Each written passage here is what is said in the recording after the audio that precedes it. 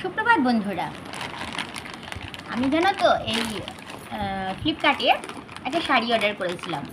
তো শাড়িটা যতবারই নিতে যাচ্ছি, কালারটা যেই কালার আমি অর্ডার দিয়েছি ওই কালারটা আমাকে কিছুতেই দিচ্ছে না। প্রচুর বিরক্ত হয়ে গেলাম। কি করব তখন? তো টাকাটাও আমি ব্যাক পাবো না। আর তারপরে আমার টাকাটা ঢুকেছিল ওয়ালেটে। এবার ওয়ালেটে টাকা ঢুকেছে, আমি গিফট ইয়েতে টাকাটা ঢুকেছে। এবার টাকাটা যে আমি কীভাবে ইউজ করব সেটাও আমি বুঝতে পারছিলাম না। তো তারপরে হচ্ছে কুরিয়ার আমাদের যে আসে দিতে, সে আমাকে বলে গেল যে তুমি অন্য কিছু অর্ডার দাও। নিকুচি করেছে শাড়ি।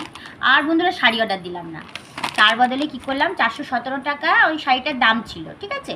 তো তার বদলে কি করব, গিফট কার্ডে এবার টাকাটা ছিল। এবার গিফট কার্ডে এখনও কিছু টাকা আছে যেটা আমি কাটানি করতে পারছি না। তো তোমরা এই ভুলটা করো না। পুরো কালার জানো তো, যেইভাবে শাড়ির আমরা কালার দেখি সেই কালারটা কিন্তু পুরোপুরি পারফেক্ট আসে না। আমরা যেটা পছন্দ করি কিছু না কিছু কম যদি থাকেই ওর মধ্যে। তো যাই হোক, ভালো করে 10 বার দেখবে, তারপরে শাড়িটা অর্ডার দেবে, নয়তো এরকম আমার মতোই ভুগন্তি হবে। তো চলো কি নিলাম দেখো।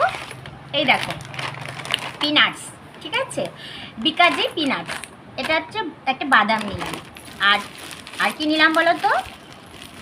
আর হচ্ছে এই দেখো,